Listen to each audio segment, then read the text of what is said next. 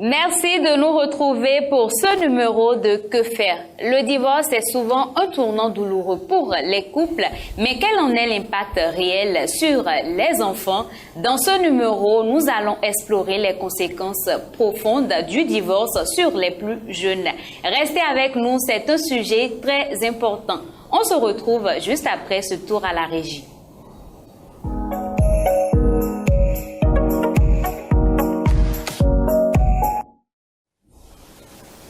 Aujourd'hui, nous parlons de l'impact du divorce des parents sur les enfants avec le docteur Athanase Kadja et le pasteur Kalis Arongon. Bonsoir, pasteur. Bonsoir. J'espère que vous allez bien. On rend grâce au Seigneur. D'accord. Présentez-vous à nos chers téléspectateurs. Moi, j'ai pour nom Kalis Arongon, pasteur à la mission Bethléemite internationale. D'accord, c'est un plaisir de vous avoir sur ce plateau. Bonsoir, docteur.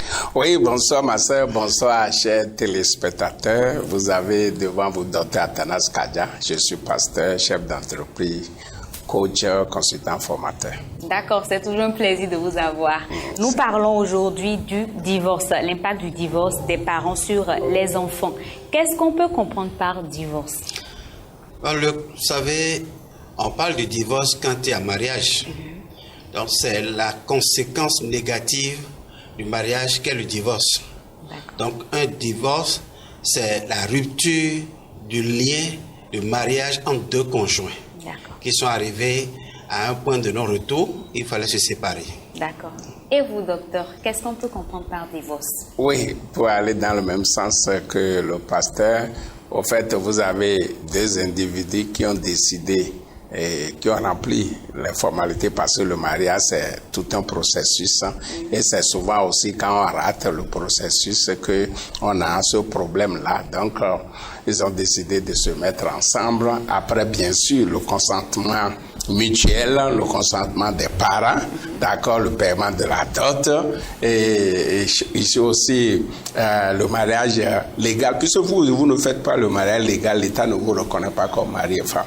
Donc si vous ne formalisez pas les choses à la mairie, donc après ça, il y a la bénédiction que nous donnons à l'église. Maintenant, c'est après tout ça que ces deux individus qui ont pris la décision devant Dieu, devant les hommes, de rester ensemble tout le reste de leur vie, qu'il y a des situations arrivent et ils décident de se séparer, chacun prend son chemin. C'est ça qu'on appelle le divorce, ce qui est vraiment dommage parce que ce n'est pas le plan de Dieu pour nous. D'accord. Et que dit la Bible à propos du divorce? Non, la Bible n'autorise pas le divorce. Non, il ne faut pas que vous êtes mariés. C'est la mort qui va vous séparer. C'est comme ça. Quand vous êtes mariés, il faut savoir que vous êtes mariés pour la vie. Mais quand l'un de deux, entre-temps, passait dans la pièce à côté, c'est-à-dire quitte cette terre et que l'autre qui est là est encore en mesure de prendre un autre conjoint, un autre compagnon, voilà. Mais tant que vous deux vous vivez, vous devez rester ensemble. D'accord. Êtes-vous du même avis que le docteur? Je soutiens pleinement cet avis-là parce que on ne se marie pas seulement pour le meilleur. On se marie pour le meilleur et pour le pire. Mais ce que je constate dans cette génération-ci, c'est une génération qui n'accepte pas le pire. C'est une génération qui ne connaît que le meilleur et le meilleur. Et à une célébration de mariage un jour, j'ai entendu le pasteur, le célébrant dit, je vous unis pour le meilleur et pour le meilleur. Et la classe jeune dans la salle s'est exclamée d'une manière exceptionnelle pour acclamer le pasteur. Pourquoi? Parce qu'il n'a pas dit pour le meilleur et pour le pire. Et que aujourd'hui les jeunes ne font que discuter entre eux comme quoi aujourd'hui il n'y a plus le pire. Il n'y a plus le pire. Je dis, mais vous pouvez proclamer tout ce que vous dites, mais la réalité est là. Rien ne effacera la réalité. Pourquoi? Parce que la vie est un cycle. Il est fait du bon et du mauvais et nous sommes appelés à faire face aux deux afin de pouvoir véritablement démontrer l'un ou l'autre combien de fois nous sommes engagés pour vivre ensemble. Parce que le pire aussi a son objectif à atteindre dans notre vie. C'est pour sortir le meilleur de nous. C'est pour que chacun libère sa part d'engagement, de détermination, afin que notre union puisse aboutir à un objectif clair, limpide. Voilà, c'est pour cela que moi, je soutiens. D'accord. Et qu'est-ce qui peut amener un couple au divorce? Vous savez, le divorce, c'est la conséquence directe de la désobéissance. Parce que à Éden, quand le peuple d'eux était dans la volonté de Dieu, ils n'ont pas la notion de divorce. La raison, c'est que quand ils ont désobéi devant Dieu, et Dieu les a chassés de sa présence, Adam n'est pas sorti seul. Il pouvait rendre responsable à Ève de tout ce qui s'est passé et Dieu ne me suit plus. Mais il a pris la main encore de sa femme et ils sont sortis ensemble. Donc c'est parce qu'ils n'avaient pas dans leur intellect le reflet du divorce. Mais aujourd'hui, nous avons découvert ça. Et pire, nous l'avons approfondi. Et c'est devenu une culture, c'est devenu une vie, une forme de vie. Les gens n'ont plus de regrets aujourd'hui quand ils vont au divorce. Non. Alors que normalement, le divorce doit être un regret. Si vous étiez amoureux réellement, de vrais amoureux, et qu'il arrive un obstacle qui doit vous séparer, normalement ça doit provoquer des regrets, des brisements de cœur, des blessures de cœur, jusqu'à ce point où chacun va chercher un moyen pour la réconciliation. Mais aujourd'hui, c'est avec gaieté de cœur, joie, plein joie, que les gens vont au divorce. Ou bien, ils disent, je vais aller faire une autre expérience. Tout comme si c'est des habits qu'on peut changer à tout bon de champ à volonté. D'accord. Vous avez quelque chose à ajouter par rapport aux causes? Oui, bon, quand nous parlons de divorce, le divorce a plusieurs causes qu'on peut classer. D'abord, il y a cause spirituelle. D'accord. Au fait, quand vous prenez les deux conjoints, nous sommes ici sur une télé évangélique dont on doit parler des choses comme la Bible. Vous savez, quand les deux ou l'un d'eux a perdu la vision céleste, ça peut amener le divorce. Puisque si toi et moi, on est ensemble et on va à la même direction, c'est que nous devons finir notre course au ciel. Est-ce qu'on va empêcher quelque chose? On va permettre à quelque chose de... Non.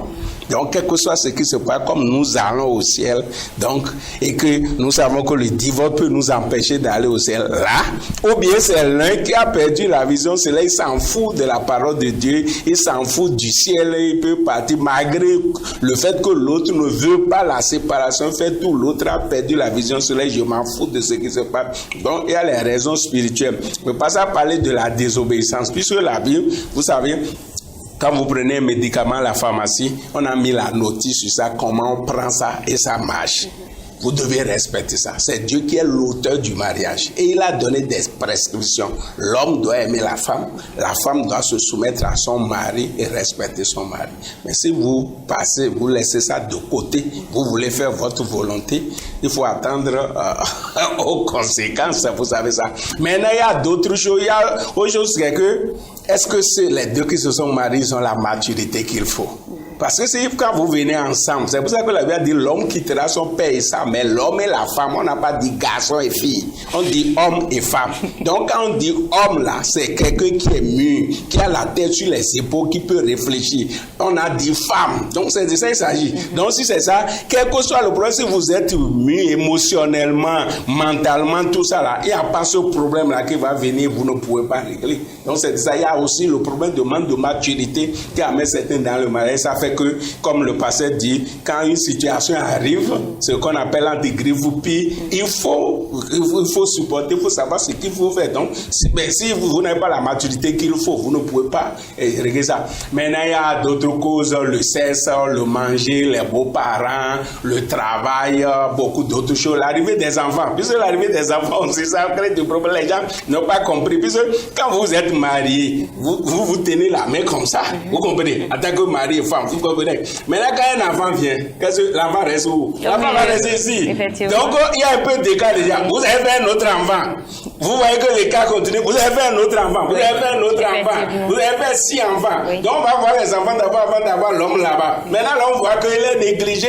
On ne prend plus de... C'est pas toi qui es en train d'enceinte la femme, est en train de faire affaire. Elle doit s'occuper des enfants. C'est ça, ça y est. Il y a l'arrivée des enfants aussi. Si vous ne savez pas gérer ça, ou bien le travail, le voyage, il y a beaucoup d'autres choses qui sont là-bas. Mais si nous avons Dieu et la maturité qu'il faut, et nous sommes prêts à faire la volonté de Dieu, on peut surmonter tous ces obstacles pour que le divorce n'ait pas lieu. D'accord. Est-ce qu'il y a des conséquences du divorce? Il y a trop de conséquences. Le divorce, ce n'est pas le plan de Dieu normalement pour la vie commune. Donc, puisque ce n'est pas un plan de Dieu et que c'est un intrus qui est venu quand même trouver une place dans le plan de Dieu, ça laisse toujours des conséquences. Et des conséquences très désastreuses. Ça déséquilibre d'abord la psychologie, la mentalité des uns et des autres, que ce soit l'homme ou la femme. Là, quand vous êtes mariés, vous êtes fait des promesses. Et ces promesses-là doivent s'accomplir pour refléter votre image normalement. Maintenant que le divorce est arrivé, ce plan-là ne pourra plus être réalisé. On ne peut plus avancer dans ce plan. Et c'est normalement un regret pour les uns et les autres de ne pouvoir pas quand même réaliser leur objectif. Il y a aussi les enfants. Les enfants qui sont issus de ce couple-là, qui aussi sont très très influencés, négativement influencés. Et cela provoque dans la vie des enfants beaucoup de choses. Selon l'âge de chaque enfant. Parce que la douleur de l'un ne peut être la douleur de l'autre. Et chacun subit ça à sa manière, selon qu'il est capable de faire la lecture de la vie, de ce que les parents ont vécu, de la position que lui-même a par rapport aux deux parents. Parce que très souvent, on constate que les enfants ont une préférence entre papa et maman. Alors, ce que papa subit, ça se reflète aussi sur le partisan de papa parmi les enfants. Et également du côté de la maman aussi. Donc, le divorce provoque un dégât désastreux, non pas seulement dans la vie des parents, mais également sur la vie des enfants. Et ça se pérennise. Quand ces enfants ont fait des enfants également, dans leur caractère, dans le caractère de ces enfants qui sont devenus aujourd'hui des pères, ça va se manifester sur les enfants. Et les enfants vont chercher à comprendre, mais pourquoi mon père réagit comme ça, pourquoi ma mère réagit comme ça. C'est ça s'étend de génération en génération. Si on ne met pas fin à ça. Parce qu'un cœur brisé agit contrairement à son caractère. Il a été brisé, si une maman est brisée, a un cœur brisé par rapport à son époux, elle agit par rapport à ce cœur brisé là sur les enfants. Elle parle par rapport à ce cœur brisé là aux enfants. Et votre père, toute l'image qu'elle présente du père aux enfants n'est pas la vraie image, mais là, c'est selon son cœur qui était touché. D'accord. Parlons des conséquences spirituelles. Vous savez, le divorce est comme un péché. Aujourd'hui, j'ai lu beaucoup de livres par rapport où les gens ne définissent pas le divorce comme un péché. Mais le divorce est un péché. Pourquoi? Parce que c'est une désobéissance qui a amené ça. Alors, c'est un péché. Et tout péché, le salaire du péché amène la mort. Oui. C'est ça. Donc, Dieu ne regarde pas, Dieu ne catégorise pas les péchés.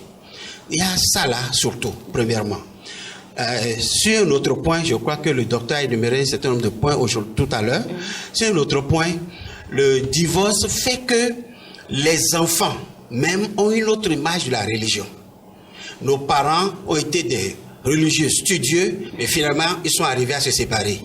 Alors, les enfants gardent cette image-là et disent, mais la religion était là, mais la religion n'a pu rien faire pour empêcher nos parents d'aller à la séparation. Alors, la religion m'a servi à quoi? Ça ne solidifie pas, ça n'enracine pas la foi des enfants sur ou bien leur volonté à marcher sur le chemin de la foi. D'accord. Docteur, parlez-nous des conséquences du divorce. Les conséquences du divorce. D'abord, pour les concernés même, ils sont malheureux. Il ne faut même pas souhaiter, parce que vous êtes entendus ensemble, vous êtes là et tout ça là un jour et ça se casse comme ça. Ça affecte et la femme et l'homme. Et vous pouvez avoir la conséquence. Imaginez un mari ou bien une femme qui se trouve dans cet état-là et il est par exemple un enseignant en classe, il va enseigner quoi? Ça affecte le moral. Donc, au boulot même, il n'y a pas la concentration comme il faut parce que c'est pas d'abord bon pour les deux. Maintenant, quand nous rentrons au niveau des enfants, nous voyons le cas des enfants, ça c'est vraiment dommage. Et je ne le souhaite pas, puisque moi-même j'ai vécu cela. Moi j'étais au cours primaire quand mon papa et ma maman se sont séparés. Et vous voyez, au cours primaire. Et ce n'est pas du tout facile. Tu vois les autres avec leur maman, puisque et tout ça là. Et maintenant, toi, tu manques de cette affection-là. Ça affecte, au fait, sérieusement les enfants. Et je ne le souhaite pas ça. Parce qu'ils n'ont pas décidé de venir sur cette terre. C'est vous deux qui vous êtes entendus pour les faire venir. Et maintenant, pourquoi vous leur causez ça? Il y a comme on dit souvent, quand deux éléphants se battent, c'est les zèbres qui en souffrent. Donc ça affecte sérieusement les enfants. Ça fait dérouter les enfants. Ça peut amener les enfants à ne pas réussir leur vie, à ne plus travailler à l'école parce que vous voyez l'autorité du père. Tu sais, souvent les enfants, c'est quoi? Vous voyez, quand papa n'est pas à la maison, les enfants sont en train de faire quelque chose. Maman est en train de parler, fatigué, dit papa vient pour vous, il rentre en eux-mêmes. Parce que c'est que papa là, il frappe ainsi dessus. Maintenant, il faut oui, appeler papa. Vous voyez, les enfants montent sur la tête de la foi et ça, leur éducation prend un coup. Donc, on ne le souhaite pas. Dans la société, même, ce n'est pas bon. Vous n'êtes pas bien vu. Tout le monde vous connaît en tant que mari et femme en temps et dans le quartier. On sait que maintenant, son mari l'a abandonné, sa femme l'a abandonné, tout ça. Même dans la société, ce n'est pas bon. Le docteur a souligné le cas. C'est un péché. Ce n'est pas la volonté de Dieu. Puisque quand on parle de péché, c'est quoi? C'est la désobéissance à la parole de Dieu. Et vous avez désobéi parce que la Bible a dit que personne ne sait pas ce que Dieu a joint. Clair et net. Maintenant, si vous décidez ça, car c'est un péché et il y a les conséquences qui sont là. Donc vraiment, je ne le souhaite pas. C'est pas bon pour eux-mêmes, ce n'est pas bon pour la société, c'est pas bon pour les enfants, c'est pas bon pour l'entourage, ce n'est pas bon du tout, ce n'est pas bon même pour le royaume de Dieu. D'accord. Si vous me le permettez, oui. Je voudrais savoir comment vous avez surmonté cette période-là. Ok, bon, j'avais la chance que ma grand-maman vivait encore. Ma grand-maman, c'est-à-dire la maman à mon papa. Donc, vivait, donc c'est elle qui m'a pris en charge, et comme ça. Mais quand même, j'ai pris ça aussi comme une source de motivation pour réussir, puisque tu es en train de souffrir et je suis en train d'aller à l'école. J'ai vu que, bon, cette souffrance-là, pour que ça finisse vite, il faut que je travaille vite et que je devienne moi-même, je commence par travailler. Et si tu échoues, tu redoubles une classe, ça veut dire qu'il y a souffrance un an encore qui s'est ajoutée. Donc ça fait que vraiment je me suis battu, malgré le fait que les deux ne sont pas ensemble. Joseph en Égypte, ses parents ne sont pas avec lui et pourtant il a réussi. Donc ces enfants qui sont dans ce cas, ils m'écoutent. C'est pas une fin en soi, c'est pas la fin du monde. Ça arrive. On peut prendre ça comme une source de motivation pour se battre, pour réussir, pour vivre sortir des difficultés. D'accord. Parlant des conséquences sur les enfants, que peuvent-ils faire pour surmonter cette étape-là? Je crois que aujourd'hui, s'il y a des enfants qui sont dans ce cas et qui nous écoutent, la première solution qu'on leur préconise, c'est de donner leur vie à Jésus. D'accord. Parce que il est le père des orphelins et la mère des orphelines. Donc, il est capable de se substituer à leur papa qui n'est plus là, ou bien à leur maman qui n'est plus là, et de jouer correctement ce rôle dans leur vie. Moi, j'ai perdu mon papa très tôt, à l'âge de 3 ans. J'ai perdu mon papa et j'ai été élevé par ma maman. Mais le Seigneur a été là, au moins je ne le connaissais même pas, jusqu'à ce qu'il m'a recueilli et il a fait de moi son enfant. Donc, je leur demande tout simplement de donner leur vie à Jésus et Jésus pourra jouer le rôle de parent absent en leur vie correctement. Après ça, vous savez, si tu n'as pas quelqu'un sur qui compter physiquement comme ça, prends ton destin en main. D'accord. Prends ton destin en main. N'en fais pas, ne te victimise pas ou dis que c'est parce que je n'ai pas dit, je n'ai pas ça, que finalement ma vie est perdue. Non. Tu as encore toutes les chances pour réussir dans la vie. Prends ton destin en main, accepte maintenant de te sacrifier. Prends un repère et dis, moi, même en l'absence de mon père, en l'absence de ma mère, je vais réussir ma vie. C'est une décision, la vie. Et si vous ne prenez pas cette décision et vous n'êtes pas prêt à tout sacrifice pour la réussite, vous allez perdez tout le temps et continuez pas vous plaindre de quelqu'un ou bien de quelque chose et finalement vous allez vous retrouver parmi ceux qui ont raté leur vie. Il faut être prêt au sacrifice. Jusqu'au bout. Aujourd'hui, tu peux être la risée du monde, tu peux être le sujet de raillerie de tout le monde, mais bientôt, les mêmes personnes vont commencer par parler de toi. 2, 3. Je dis 3. Il faut que tu saches que les ressources qui vont te permettre de vivre dans ta vie là ne sont pas ailleurs. Elles sont en toi-même.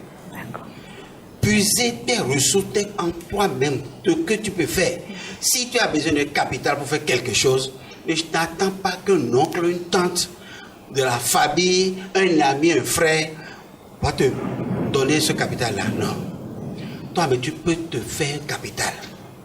Dans tout somme qui rentre dans ta main comme ça, là, il y a ton capital, il y a ton économie, et puis il y a toute la subsistance de temps. Organise-toi, discipline-toi, ne t'ajoute pas au mouvement du monde autour de toi, de l'entourage, et fais non. Ma vieille a l'habitude de dire quelque chose, je vais le paraphraser en vous.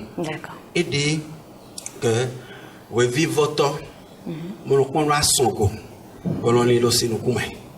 c'est-à-dire que n'importe quel poisson, autre poisson, n'imite pas la sciure et vient nager à la surface de l'eau. Pourquoi? Parce que la sciure, lui, il est capable de briser les filets, les nasses et sortir. Alors que toi, tu n'as pas cette capacité-là. Donc ça veut dire que n'imite pas les amis pour agir.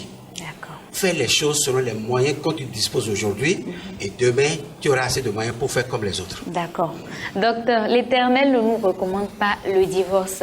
Qu'est-ce que vous avez à dire aux jeunes couples ou les jeunes qui veulent se mettre en couple ou qui sont déjà dans le couple et qui trouvent déjà des difficultés?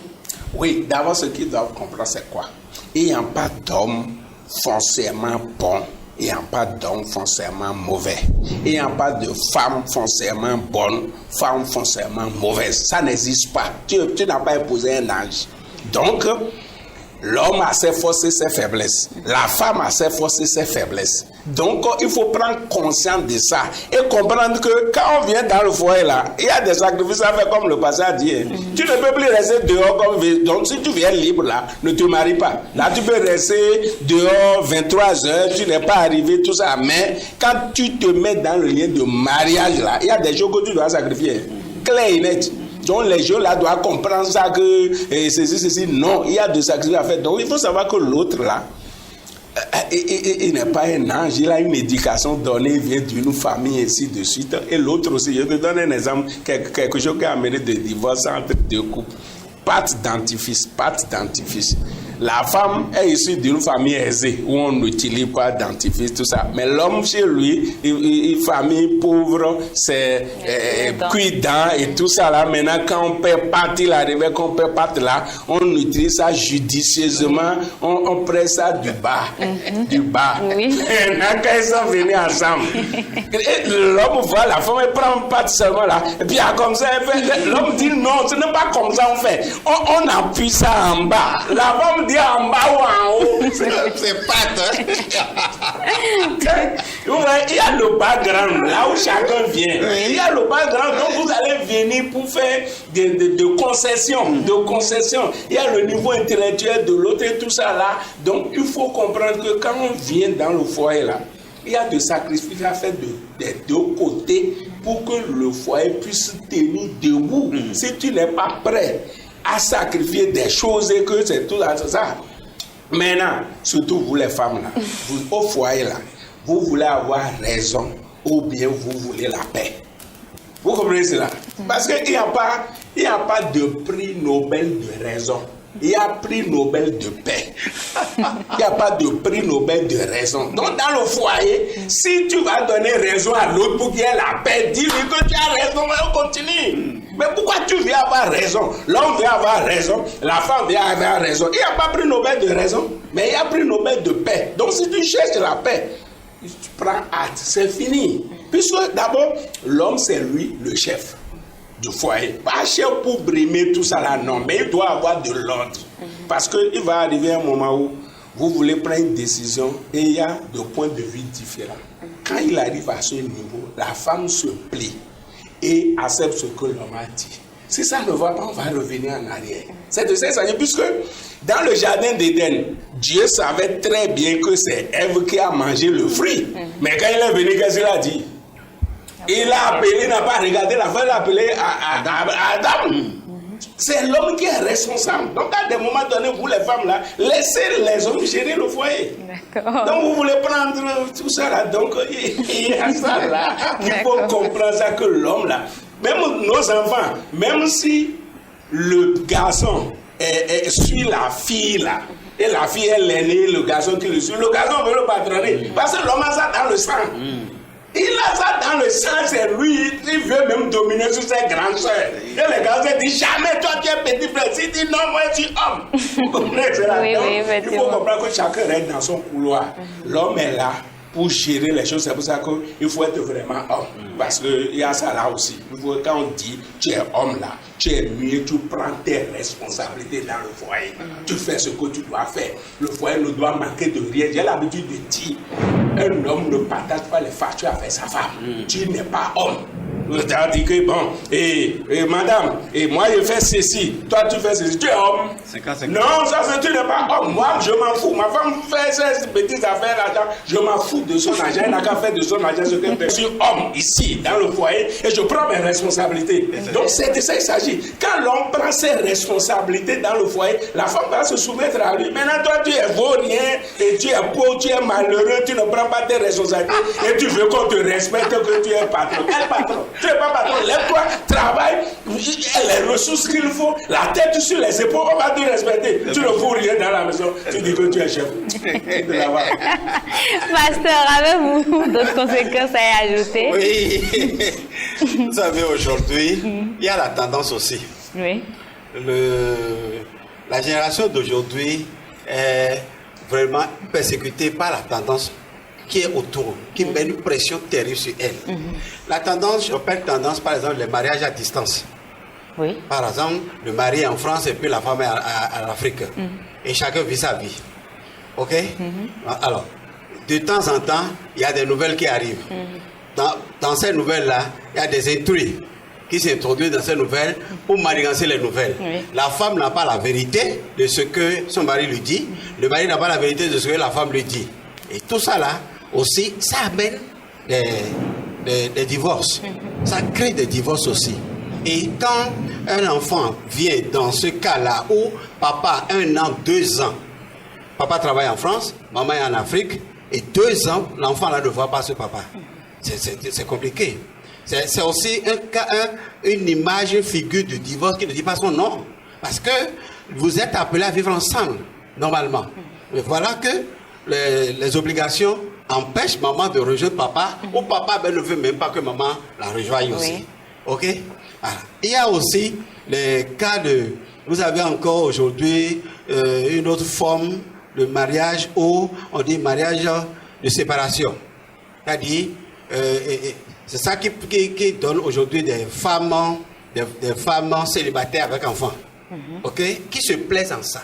Oui. Quand une femme se plaît à vivre sa vie seule, elle ne veut pas rester sous le toit de quelqu'un, elle se dit qu'elle a tous ses moyens à elle-même là, parce qu'elle a vu que sa maman a tellement souffert quand elle était avec son papa, et finalement, ils se sont séparés. C'est ce divorce-là qui l'a produit. Elle a vécu dans ce cas de figure, et finalement, elle ne veut pas s'engager dans un mariage où ils vont vivre ensemble. Parce que sa maman a souffert devant elle. Alors, elle veut se marier, mais elle ne veut pas que le mari vive ensemble avec elle. C'est quel visa? Mais ça là, on a tiré ça où? Où est la source d'inspiration? On ne sait pas. C'est aussi les conséquences du divorce aujourd'hui. Il y a des gens, des enfants qui ont vécu dans les foyers de divorce. Et aujourd'hui, ils ne veulent plus, par exemple, une femme qui ne veut plus se marier avec un homme. Il préfère marier son chien, son chat. Mais c'est terrible. Que vivre ensemble là, ça crée trop de problèmes, on ne se comprend pas, et puis finalement, on arrive aux mains, ainsi de suite. Alors, comme elle n'attend rien de quelqu'un, elle préfère quand même vivre seule avec son chien, avec son chat. Et ça a des formes comme ça là qu'on crée aujourd'hui. Je prends par exemple le cas de Nudis, par exemple. Regardez ça. Donc je dis, le divorce a des conséquences qui continuent également encore de produire ce fruit. Et c'est terrible. Si on ne met pas un thème, si nous ne trouvons pas une bonne solution à ça, c'est un bon moyen pour Satan de détruire, surtout l'humanité. Et il est en train de le faire. Je crois que l'émission là va jouer quand même un rôle important pour permettre aux gens, aux autres, de prendre conscience des dégâts désastreux que le divorce est en train de créer. La production des enfants de rue, par exemple. Le divorce provoque des enfants de rue. Des enfants sont abandonnés à eux-mêmes. Ils deviennent des enfants des coupeurs de route. Par exemple, il y a un phénomène en Côte d'Ivoire qu'on appelle les microbes, qui prennent la manchette pour couper des gens. Ça, c'est des enfants qui sont issus de ces foyers-là, de ces unions brisées, séparées. Ils n'ont pas reçu l'éducation parentale, maternelle, rien. Ils sont abandonnés, ils sont laissés à eux-mêmes et ils sont prêts à éliminer la vie humaine. Quelqu'un qui charcute l'homme, mais il n'a plus le sens humain. C'est grave. Et tout cela, c'est les dégâts que le divorce provoque. Voilà, en quelque sorte, les ajouts. Donnez-nous quelques conseils pour éviter le divorce. Vous savez, nous sommes dans un cadre, chrétien. Et nous devons faire recours à ça. D'accord. Personne ne peut réussir sa vie sans l'auteur de la vie. Comme le docteur l'a dit la dernière fois, c'est que quelqu'un qui a produit un manuel, il a produit pour bien utiliser un instrument. Et vous voulez maintenant manipuler l'instrument sans le manuel. C'est grave. Scientifiquement, ce n'est pas possible. Ce n'est pas possible. Dieu a créé le monde, Dieu a mis le manuel dessus pour pouvoir bien l'utiliser. Mais nous voulons jouir du monde sans le manuel. Sans la Bible, personne n'est à l'abri du divorce. Personne. C'est Dieu qui a institué le mariage et c'est Dieu qui a dit comment il faut vivre dans le mariage. Et sans lui, vous ne pouvez pas vivre correctement dans le mariage. D'accord. Le conseil que je donne, c'est que chacun, les uns les autres, reviennent à la source, qui est la Bible. Revenir à la source. Oui. Et la source, c'est la Bible. Nous voici dans notre deuxième partie. Voici l'histoire du jour. Je suis Bernadette et j'ai 3 filles. Ma fille aînée est âgée de 9 ans et c'est son histoire que je voudrais vous raconter aujourd'hui.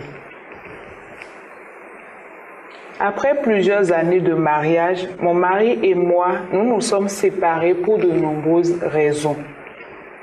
Nous avons décidé de garder de bons contacts pour le bien de nos enfants. Je me suis remariée et pendant les vacances, les filles allaient chez leur père et à la rentrée scolaire, elles revenaient chez moi.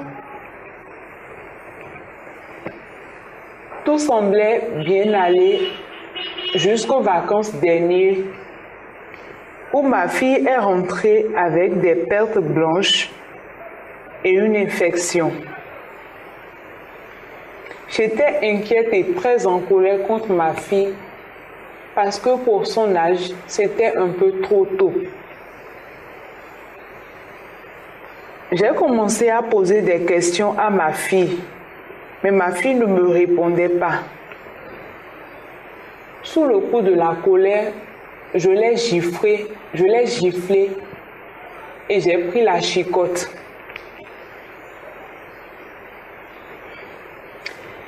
C'est là que ma fille fondit en larmes. Ma fille fondit en larmes et finit par m'avouer que cela faisait 4 ans que son père abusait d'elle.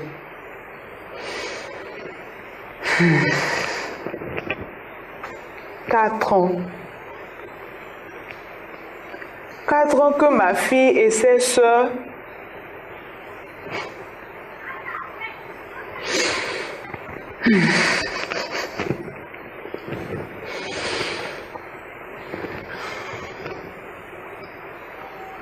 Cela faisait 4 ans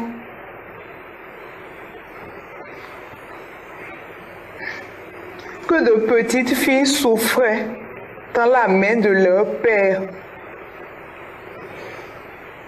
C'était un choc pour moi.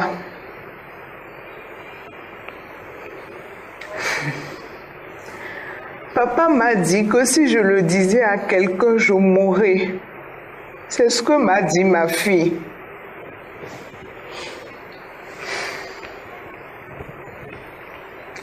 À chaque fois, papa m'enfermait dans la chambre et il mettait une chanson et augmentait le volume pour que je ne puisse rien dire. Comment n'avais-je pas pu remarquer cela? Pourtant, mes filles souffraient.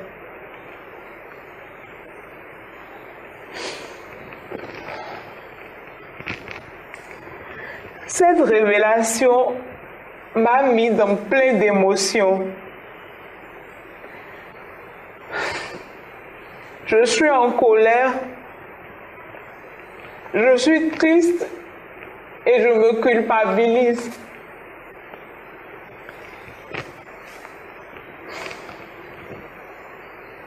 De pauvres petites filles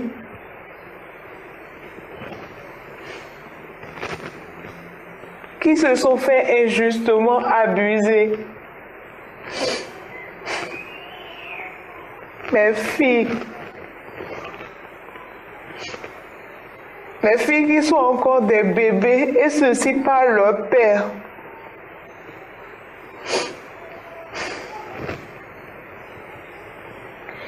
Je rappelle que quand on était ensemble, Isaac n'était que simple conducteur de taxi-moto. Et aujourd'hui, cela fait 2 mois qu'il a trouvé un bon emploi où il est payé à près de 800 000 le mois. C'est une situation insupportable pour moi.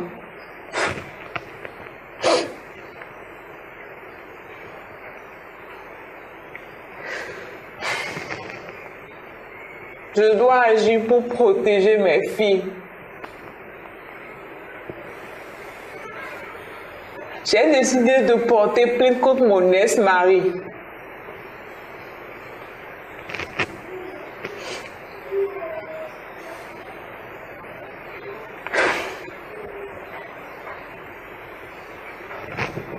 Je suis très en colère, j'ai mal pour mes filles.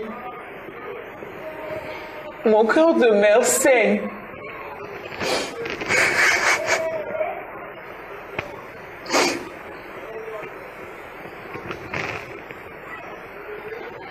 J'ai 1001 solutions qui me viennent à la tête et je me demande que faire. C'est une histoire très triste. Vraiment. Que pensez-vous de tout ça? C'est très touchant. Je suis personnellement aussi ému pour avoir à entendre ça. Mais c'est une réalité aussi. Et je regrette de ce qui s'est passé, l'impact que cela a eu sur les enfants, surtout, n'est pas seulement... le mari n'est pas seulement l'auteur. La femme également a contribué à quelque chose. Et elle doit aussi reconnaître toute sa part de responsabilité et l'assumer. Effectivement, elle s'est exprimée et puis de manière à ce que on reconnaît que elle est touchée, elle est affectée par ce qui s'est passé, mais elle doit reconnaître aussi sa part de responsabilité. Là, si elle était présente, si elle avait pu se contenir, si elle avait s'était dépassée pour quand même et penser aux enfants, sa présence allait dissuader quand même l'homme et l'empêcher de faire ce qu'elle a fait, au moins. Si même l'homme est très rusé qu'il pouvait contourner la présence de sa femme et faire autrement pour en arriver à son objectif, mais ce ne sera pas de cette manière-là. Premièrement. Et la deuxième chose que je voulais souligner là, surtout, c'est que la maman, qu'elle se dise qu'elle n'a aucun moyen pour protéger ses enfants-là. Elle n'a aucun moyen d'elle-même. Si elle en avait, elle allait l'utiliser avant pour les protéger. Mais elle n'a aucun moyen pour protéger ses enfants. Puisque le truc s'est passé dans le régime hors chrétien, non chrétien, la seule solution que moi je lui préconise, c'est de faire recours quand même à l'autorité de l'État pour ça. De ne pas dire la prière, tout ça, non. Ça ne peut pas aboutir de faire recours à l'autorité de l'État. Docteur, voilà l'histoire. Ok, Qu'est-ce donc que vous pensez? ce qu'on a dit, c'est les conséquences. Vous voyez, jusqu'où le divorce peut affecter les enfants. Vous avez vu, ces enfants-là ont besoin vraiment de psychologues pour les aider. Bon, heureusement que c'est un couple, ils ne sont pas des chrétiens. Là, moi, je profite pour dire aux gens, si vous n'avez pas Christ dans votre vie, là, vous allez faire de n'importe quoi. Romains, la Bible a dit dans le livre de Romains, quand les gens ne se soucient pas de Dieu, ils sont livrés à leur sens réprobé et pour des actes animaux, ils se comportent comme des animaux. Ça, c'est un animal. C'est les animaux qui se couchent entre eux comme ça. Donc vous voyez, c'est un homme animal. Je prie pour lui que vraiment le Seigneur le rencontre, le Seigneur le sauve et le Seigneur le pardonne. Et la femme aussi, c'est de ça qu'il s'agit. Bon, on ne connaît pas en réalité les raisons du divorce, hein, mais voilà, l'homme conduit Zémidjan. Et maintenant, elle a trouvé un bon boulot. Certainement, elle avait des qualifications, mais comme elle n'avait pas encore trouvé en train de faire Zémidjan en attendant, est-ce que c'est pour cela que la femme l'a abandonné? Je ne sais pas.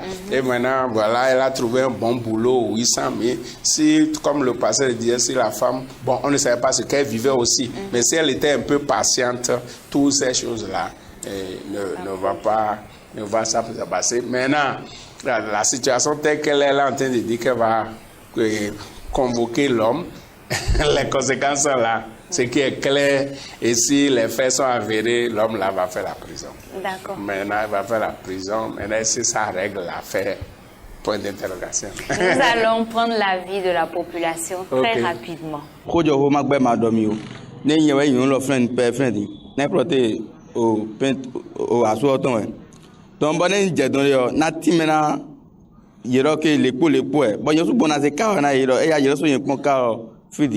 Parce que si les pédés n'ont bloqué mon frère, n'est-ce pas? Moi, n'a bloqué mon frère. Toi, les mon bail frère dion, ni y'a d'autres qu'on frère dion, n'a rien que là, ni combien vous voulez mes frères. Parce que nous que ma combien vous voulez mais et n'a fait on est.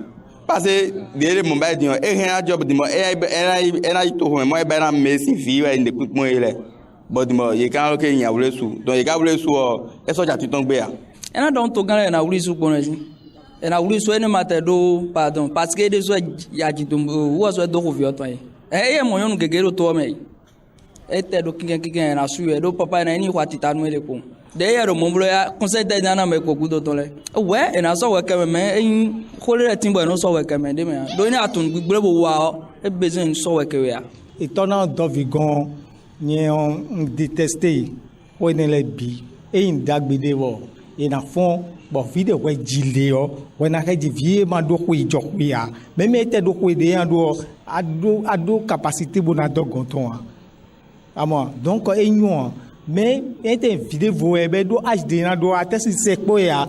Mais vraiment, étonné d'Ovigon, ni bena même quand on est dans un zélé, boisé sous, bon fille dans des sous dehors, et il y a un ton, et un monde dit que mi consonne est bédé, bon est de mener vos, c'est vieux, et n'est bédé ou pas. Même mon méro, et de âge, vous doit âge dire ton, à c'est tel ou tout ton mis à dogoton, ça c'est pas normal, parce que ben mes filles de sous, bah ou damier, mais bédo sous.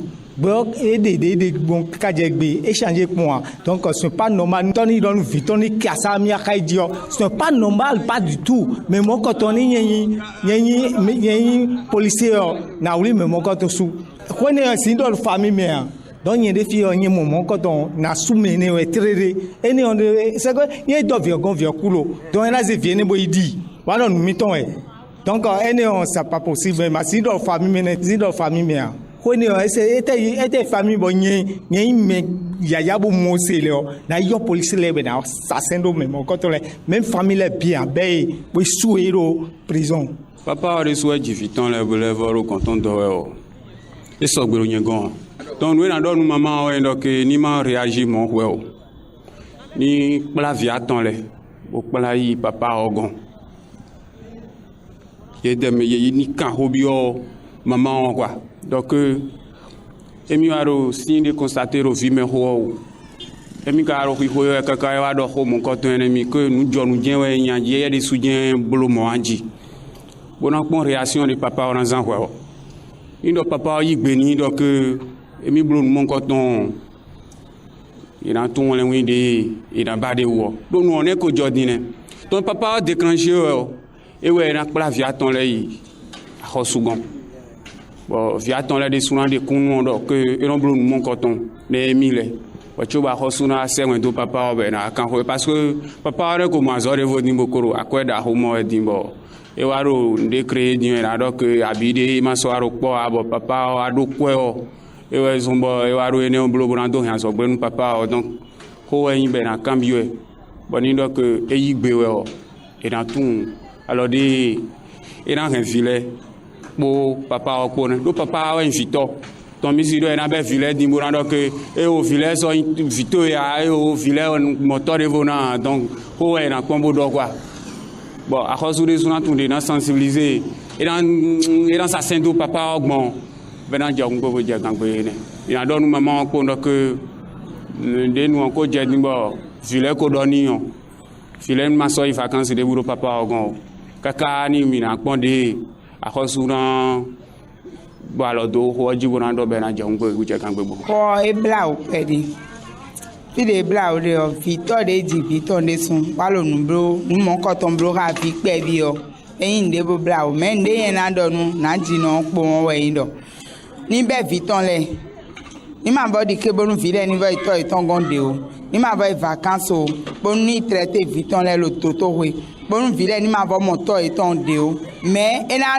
convoqué to iton bonando ni do ni wa brigade mine bona no anandu kwa vile ton lo ton o de yen mon lo ko o ne to e wo bla o pere awo e bla o ni eteze famille medion famille na baje solution ba de uji o mais bono na je ko yeze ko ne famille me bona do no pode e lo biblo e na va continuer no po bona va lo biblo e ka lo mo e bi o sin gbezan gble ne.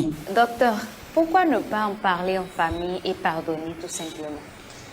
Ah, c'est affaire. Bon, quand ils vont amener ça dans la famille va chercher. La famille ne voudra pas que les enfants aillent en prison. Donc, et maintenant, est-ce que ça va régler le problème en réalité? Puis cet homme-là, maintenant, il devient un danger social.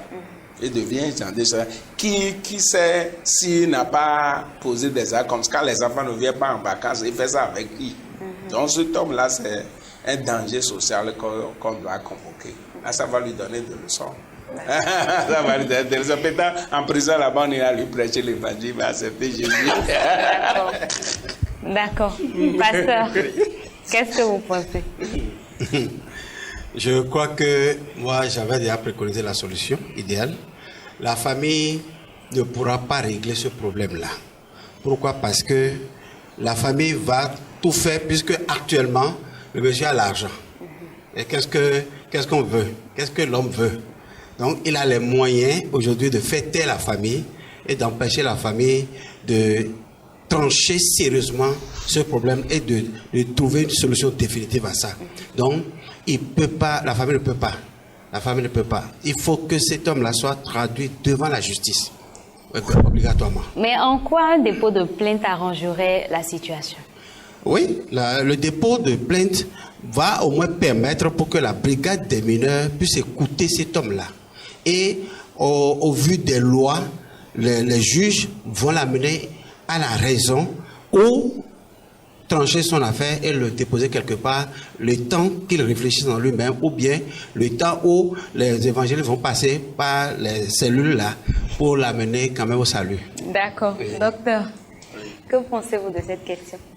Oui, ça c'est normal hein, parce que si on ne traite pas, on laisse la situation comme ça. Bon, ce ne seront pas des chrétiens pour qu'on dise que, bon, est-ce que les pasteurs ne vont pas prendre ce dossier en main et tout ça là. Sinon, les pasteurs peuvent prendre ce dossier en main, traiter l'homme, l'amener à la repentance et tout ça là, prendre des dispositions, le surveiller. S'il a un problème, c'est un problème psychologique, tout ça là, on va savoir, il a besoin d'être traité.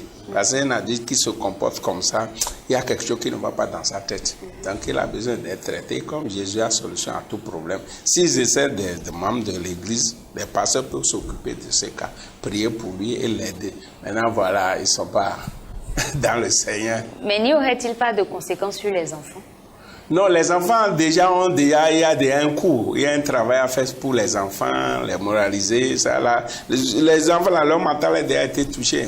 Les enfants comme ça, des fois, quand ils ne sont pas bien traités, rentrent en mariage, il y a un problème dans le mariage. Parce que à ce moment-là, elle a déjà voir l'homme comme l'homme, c'est un animal, elle a peur de l'homme.